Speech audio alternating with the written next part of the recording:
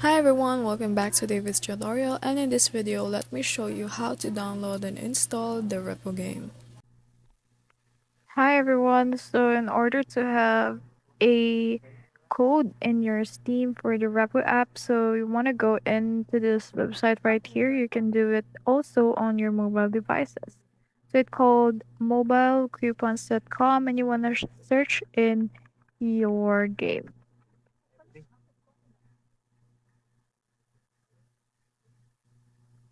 So this is the Repo right here. And then you have 140 coupons left. So you want to press on the get code.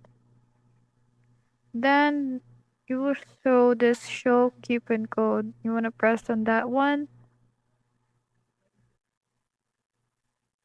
So after that is in order to unlock this is that you will have to accomplish some task in order to have the code. So there are a lot of offers that um will show up. So they recommend using a mobile device. So if you want to unlock it with its full potential, you want to use your mobile device. And yes, you just want to have to claim or do the task that they want. That's all.